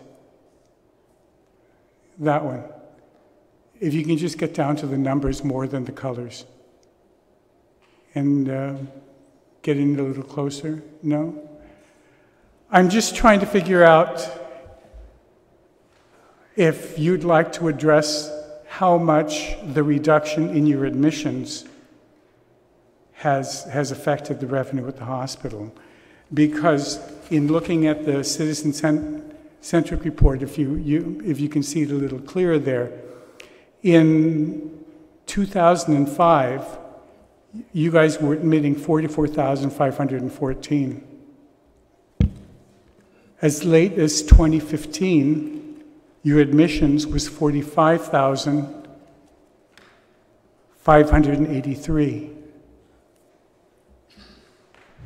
16, your admissions dropped to 37,202. And I just pulled up on your website. It's nice that you have somebody at IT that can do moving numbers. You close 17 with 34,000. Just between 15 and 16, you lost 11,000 admissions. You lost 25% of your admissions. How much did that affect your revenue, in spite of all the increases? Senator, because of the improvements that we've made in the billing process, the increase in fees, our net revenue was not impacted. In fact, it went up from 2015 from 84.2 million to 98.8, and then in 2017, the net patient revenue is around 97 million. So we're still going through the audit. These are unaudited numbers, but we have been able to, maintain the revenue, the net revenue, despite the decline in census. So, we are looking at every service that needs to be charged, and we updated our charge master. So those were all the improvements that we have done in the last 2-3 years. And as a result of that, we have been able to sustain and maintain the net revenue, despite the decline in the census. Okay, I just wanted that on the record. Yeah, yes. I won't take us to the next page. I said I wouldn't. And you can discuss that with your... Yes, thank you. But on the record, you're stating that the 25% reduction in your census did not result in your loss of revenue, that you somehow managed to make it up because of the billing, the collection, I mean, the more so the capturing of revenues. How much did the bonds and the loans of the last couple of years? Well, that has really tremendously helped the hospital in helping us pay off vendors, and we have been able to manage the cash of, when received, the 30 million that was for 16, and then 15 million was for 2017. But with the lack of additional subsidy, it's becoming apparent now that our payables are growing, and it is very difficult to operate the hospital with limited resources. How much of your non-operating revenues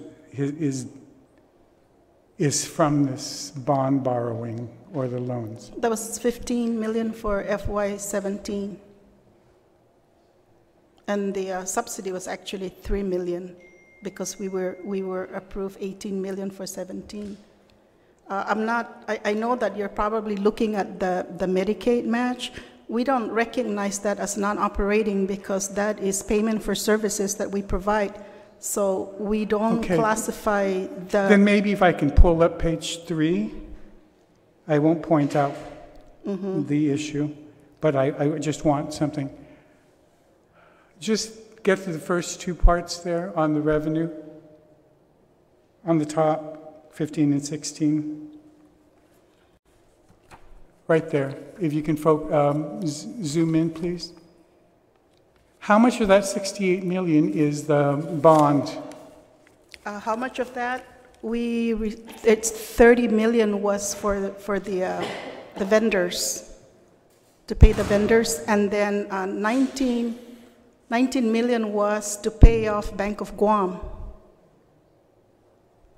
So 49 of that is That 49, it was 49 million. That was the government transfers. So if we take the 49 from that, the remaining 18.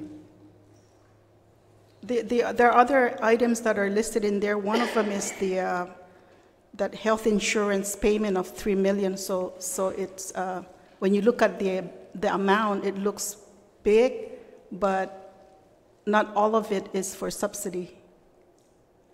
Because 3 million is for the insurance for the retirees that DOA pays out. We don't receive the money directly. We just book the expenses. Is there a way that you could footnote this or further break it down so that when people look at it, I mean, this looks really amazing to have $68 million in non-operating revenues. Yes. And so if there's a way that we could yes. See what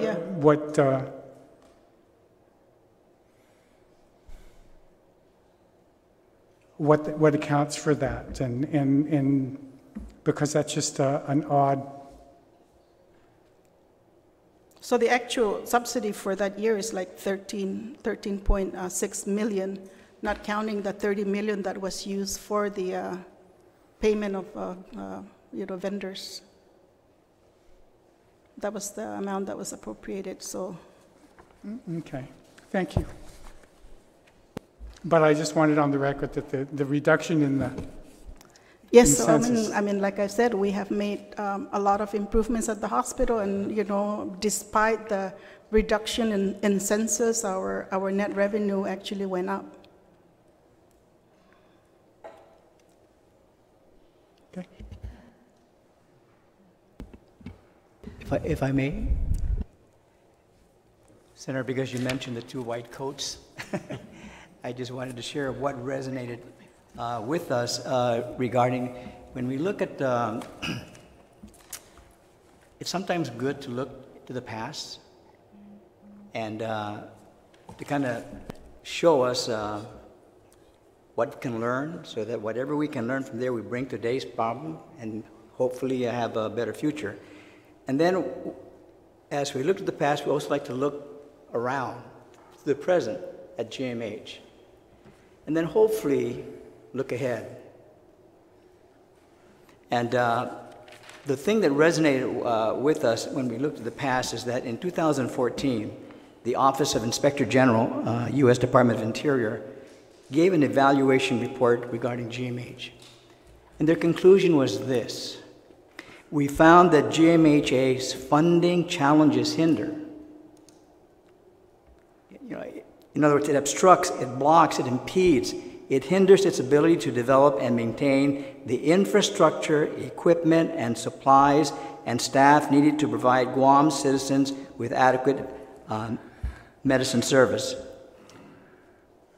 We agree with that in 2014, and we agree with that in 2018. Yes, I understand, Dr. Duenas, and I'm just saying, in 2014, Benita and I were still having the fight over getting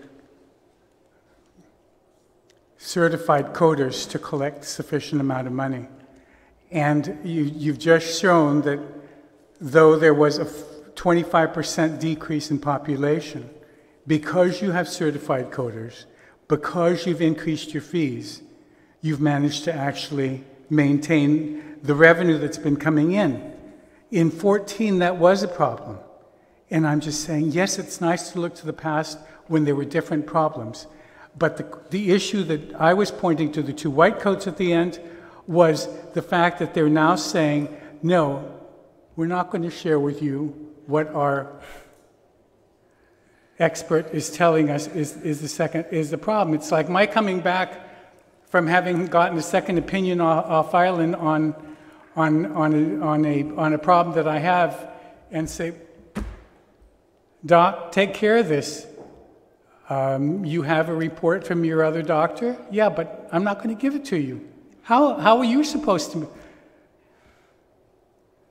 Those of us who are physicians in leadership, we had an exit interview, and we are aware of the information. Peter John has just mentioned that we're not able to share it according to our legal, but be that as it may, we are disturbed and perplexed by the report. But we are not in despair. And we are hard-pressed every side when this report came out of a possible loss of accreditation. And we are unsteady, but we're not crushed. Even now, we are making corrective actions where we can.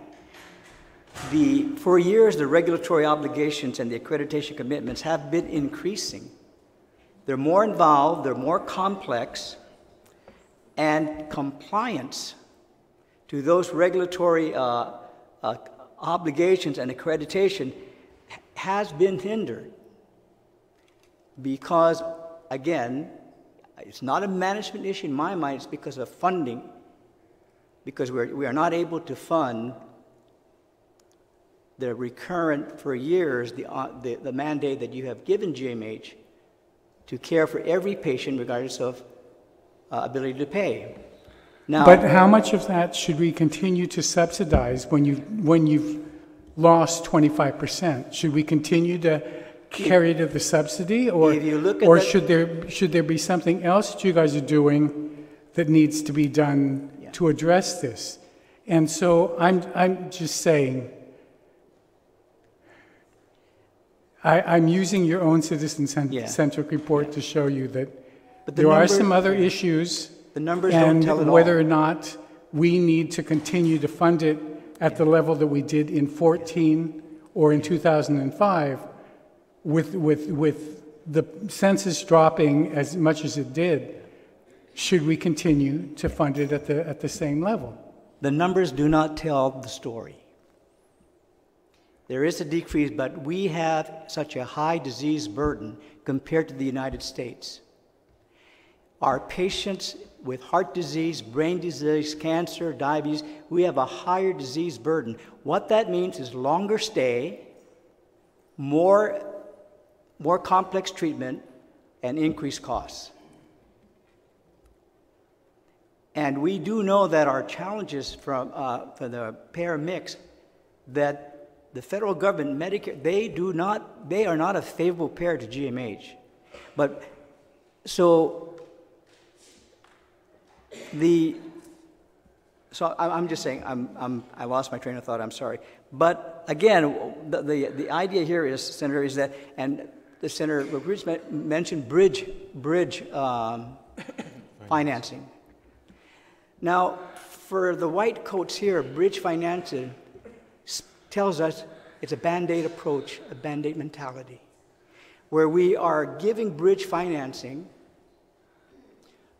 to help with the symptoms, but never with the root cause. And if you really look at it, Senator, in our minds, the root cause is underpayment of the mandate that you have given us to treat all patients. And if you look at all the survey findings, and there is if you do a apparent cost analysis, CAUS, not COST, you will see that it will lead back to some funding shortage for supplies, equipment, staffing, training, etc.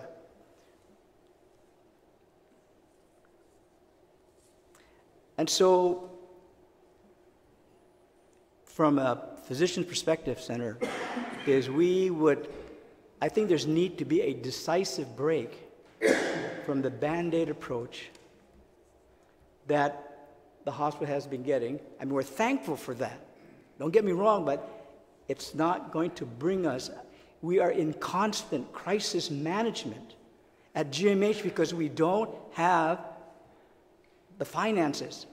We are struggling day in, day out to find life-saving supplies, life-saving equipment, life-saving technology so that we can have standard of care and better patient outcomes every day. And until we attack, or until the remedy for the malady at GMH, Senator. And now I'm looking back, I'm looking around, but I'm looking up now. I'm looking up at this is your hospital. I'm looking up to you to help us. Help us find that dedicated funding source that we need so we can move forward. Now, if we lose accreditation, the hospital will continue to operate. We will not shut down our doors. But I must admit that the presence of the Joint Commission is helpful in our effort because the Joint Commission, they give a thorough and objective assessment on standard of care, on elements of performance, and they help us through the change process and through the remediation process so that we can stay within the quality. And if we lose Joint Commission, we want it back. We need your help to do that. We want it back because it helps us, it guides us through the better patient outcomes. So I'm looking up because this is your hospital. And I'm looking up because I trust this leadership.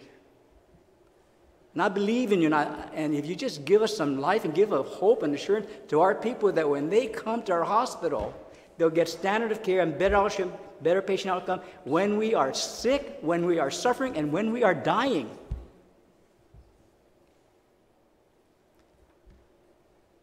We're looking up to you. I thank you very much, Doc, for those statements. And I just want to take this opportunity as well to kind of correct some of the statements that and perhaps those incorrect statements that were sent out last week about statements about me changing my heart for the hospital. It was statements from you indicating that I changed my heart for the hospital, and that's furthest from the truth. Benita and Peter John know I've worked very, very hard with them, and those bridge financing stock, that was something I didn't want to go down that road because I've taken a lot of hits for it. Benita knows that. Even moving through the legislative process, the fee increases, those were very unpopular. But we managed to get 7 other senators to be brave and courageous enough to be able to do that because we know that was part of the solution to GMH. But one thing that frustrates me, and I think I can speak for others in this panel here, is that we're getting mixed messages. The funding shortfall is indisputable. We know the funding shortfall of GMH for 40 years. But the mixed messages that I think are happening here is that from before today, it was always about the need, the urgency for the modernization. And today, I didn't hear anyone talk about modernization from that panel that you're sitting in.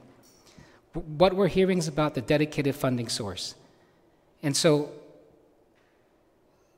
please recognize that, is that number one, we're providing whatever support we could. The solutions that are on the table may not be the solutions we both agree on. It may be the solution of the root. For me, I can speak for myself on this. The root cause of this is that our people don't have access to primary care health care. And for me, that's how I put on the table my solution. Address that, because we don't want people to come to the hospital if we don't have to. And so I think we have to try to get back on the same page here and really be able to have a clear message on what the issues are, and not have to come here tonight and say, we didn't hear about modernization tonight, we heard about a dedicated funding source because we're on the heels of a full denial of JCAHO accreditation. I think that's really where we're at, because you're right. This is my hospital. It's your hospital. It's our hospital. I think we all have the same intentions, Doc, and so we just got to get back, to the table and get on the same page. And that change of heart statement is unnecessary. That's why I was on the verge of introducing a bill before the stunt was pulled off to introduce it, prior to getting at least 7 other senators to join me to ensure passage. Because to tell you frankly, that bill as introduced today, I don't believe it can be passed. And so that's where we were at. And so I'm hoping that we put everything else aside and come to the table with the real sincere intention. I'm not questioning your intention. I know you're sincere, Doc. Perhaps other people is who I'm questioning. And so, with that, this hearing I believe was very useful in the 2 issues that we asked to bring forward. But we can't have a productive discussion on the Joint Commission issue without knowing exactly what the issues are. And I'm very curious to find out from your attorney why it can't be released. So I'm expecting that letter from you tomorrow, from your attorneys. Okay? May I speak, Senator? Yes, Doc. Yeah, so, evaluating the numbers that Senator Speaker Cruz showed, again, no, you can look at the decline in admission, certainly because of the opening of GRMC. But Benita also showed that in the revenue generation, we continue to generate more revenue.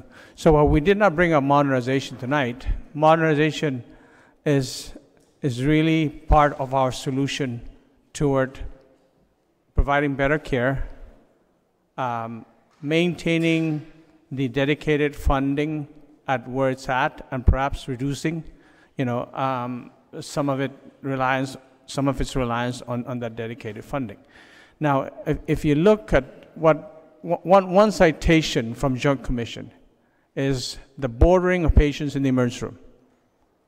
The decline in patient census, okay, when you have 2 hospitals, there is a process that's followed where patients are diverted to an institution that has availability of rooms.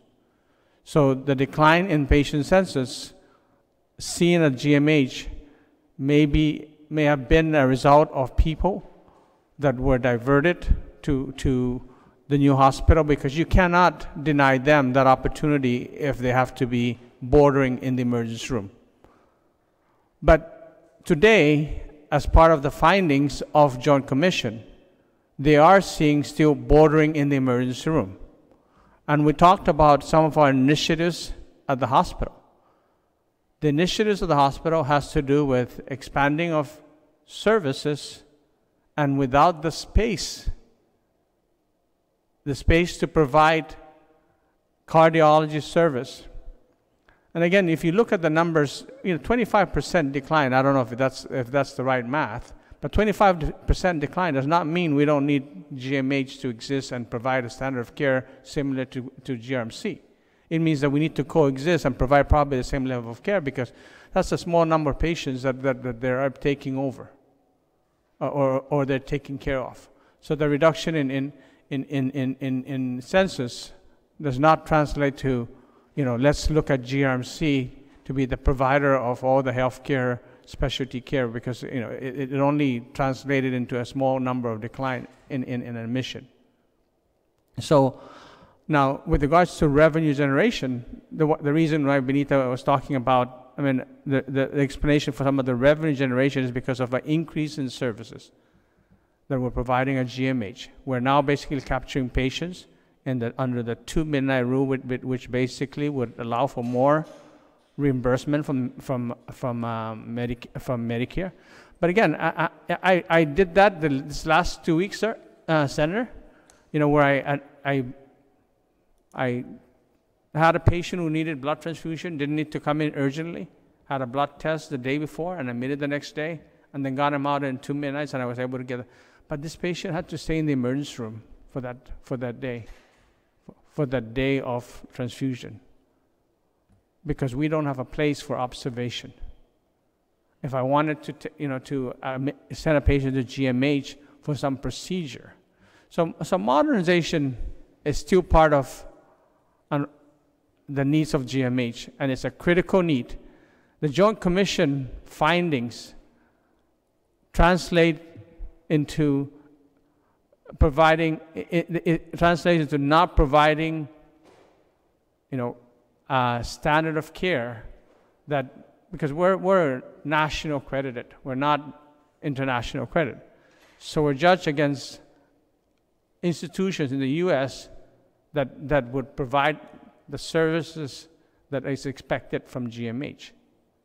And some of the concerns, and this is actually more of concern of Medicare, that you have to provide the services when you're in your hospital, or have a plan to get them somewhere to where they can get the care.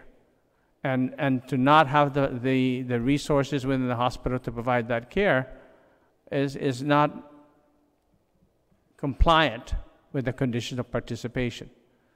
So, Peter John introduced me as director of DOC doctor, but I also oversee the hospitalist program, which I have built since I started at the hospital. We have a dedicated hospitalist program that basically manages the patients from the time they come in. They're more dedicated to being in the hospital to make sure delivery of care is efficient. But they have shared with me, and they will be at the hearing, they have shared with me the concerns of the lack of resources. Just the other day, there was a memo regarding whether ultrasound, there's a memo that ultrasound may not be available at GMH.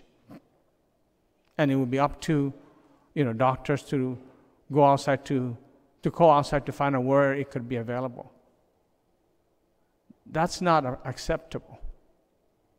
That should be part of what the hospital provides. But we were also, there was some discussion about having an overworked ultrasonographer 365 days a year. So the guy does need a break. But recruiting, has its challenges because of the salary structure. Recruiting has its challenges because he's in a small room, like a closet, to do this ultrasound.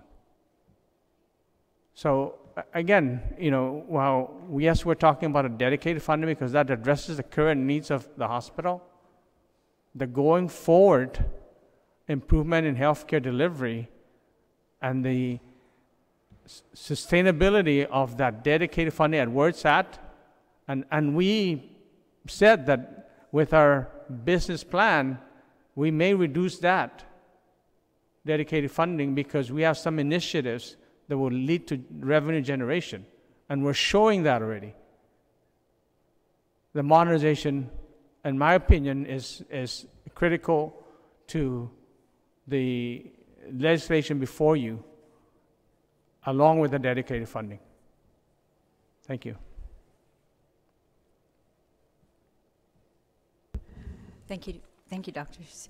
I just wanted to point out one more time that when we're trying to talk about the accreditation which is on the agenda today, I agree with the chairperson that we do need to know what it is that you are going to the media and saying the accreditation, and it's got to do with funding sources, and yet, yeah, Dr. Rizama is sharing with us other potential issues that were up for accreditation, and I'm looking at a September 2017, I want to use this as an example. It's a September 2017 article, and it talks about, by Janela Carrera, and it talks about the very details that somebody was alleging that it says that they recently completed another inspection by CMS. The report does not look good. This was a doctor making these allegations. We're at the very brink of losing accreditation. Yes, there's a multitude of citations at different levels. Then the administrator, Peter John Camacho, says that it's not the case this time around. He explains that the Joint Commission came out to Guam last month after they received complaints. Based on those concerns, they conducted a for-cause visit and did in fact issue citations, but these citations were primarily based on, and then he gives the details, physician participation, or in this instance, lack thereof. They talk about quarterly medical staff meetings repeatedly having no quorum, a number of committees never meet, mandatory educational events and educational webinars for quality improvements are met with medical staff apathy. This is the doctor again talking. But so Camacho says at the end of the survey, GMH responded with its plan for corrective action. And I guess that's just my issue, is that if we're going to talk about accreditation and that leads to the modernization, it's not necessarily accurate, I think, or we can't guess that that's accurate based on media reports and maybe, different testimonies. It's not consistent, and that's a concern to me, that we're having this hearing because we want to help you. What are your issues with accreditation? If that is the issue that you want to address, how can we help you, right? How directly is it related to that modernization plan, like the chairperson said, versus a dedicated funding source versus that standard of care, one item that we need to put in that hospital? I mean, because if that's it, I say we could take care of that, right? But that's not what we're being asked to look at or talk about, or it's vague, and we're supposed to be addressing these together. But it does seem very strange to me that whether we could talk about the issues for accreditation that we're looking at one day versus the next day, that rule changes. I don't understand that at all, and that seems to be what happened earlier with GIDA. That the hospital officials were telling us they could not tell us the reasons why the negotiations broke down in particular, yet some other doctors seem to have knowledge of what those reasons were. And then we heard from GIDA itself that the reason was actually because they wouldn't agree to a provision that the government of Guam has already agreed to in other borrowing.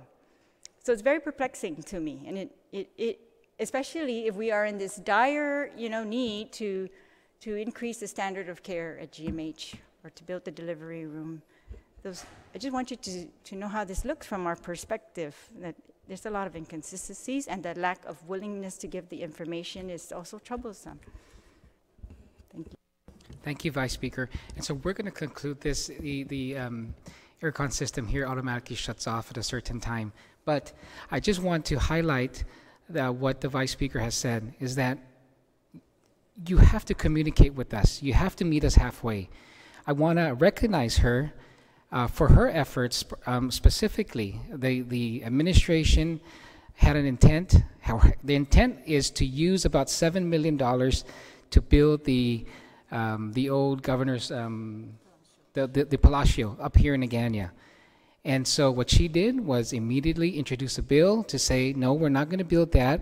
She's not saying it's not important, but she says use that money to go help GMH today. That's money in the bank. So that's what we're saying, is that be upfront with us, meet us halfway, communicate with us, and tell us what are the specific needs. And I said earlier, we know what the long-term needs are, but what are the needs today? And I hate to say it, if it's Band-Aid fixes, Doc, I didn't like to go down that road when we had to go out and borrow $45 million. I didn't want to. It was unpopular. But we had to because the hospital communicated to us and said, we need to pay our vendors off now so we can get more supplies for our people. So that's what we're saying here tonight. And so I'm going to go back again to that issue that your attorney says you can't release that report.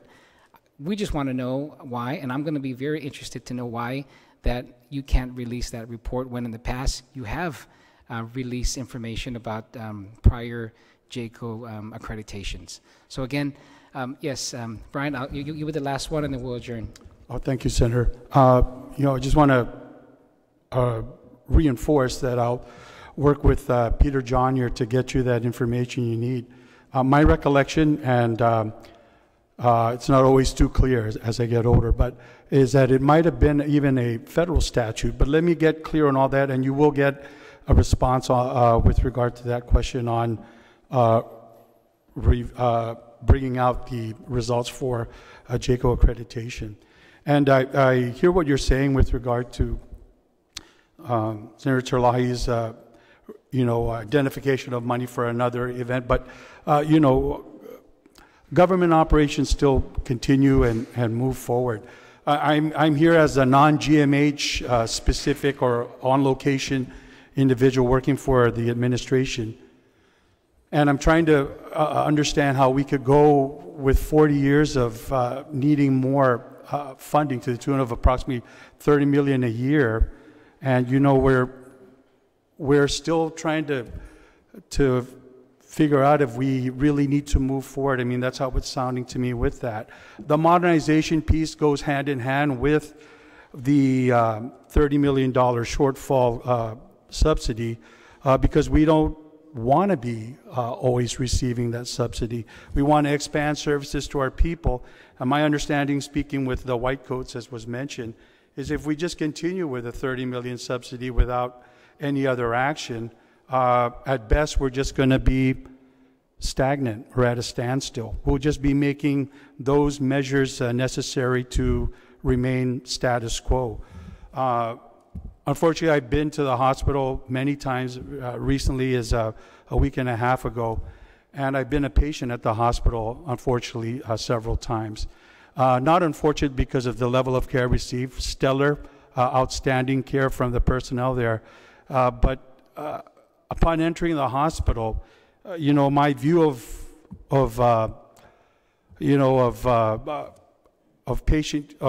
my view as a patient is negative is not the best from the minute I walk in. From the inability to park, to seeing wet towels and sheets on the side to soak up, water leaking on the side, to not being able to take one of the only remaining one out of 4 elevators working. It's very difficult. Lack of medicine. I recall even one time my nurse having to go and sign out for micropore tape, medical tape. She had to actually go and sign and with someone in supply to receive 1 roll of tape. That kind of scenario, shouldn't exist for anyone here on Guam, any patient here on Guam. So I just want to reiterate what the doctor is saying, especially Dr. Lazama. The modernization plan is part and parcel of our need to ensure that we have $30 million subsidy to cover the shortfall. And it shouldn't be looked upon as separate and apart. It's my hospital, it's your hospital too, and I really would like it to be a much better facility for all if I have to go up there again. That's all I have to say, Senator. Thank you very much, Brian, and to all of you for being here tonight. I thank you. It's 7:51, and this hearing's adjourned. Thank you.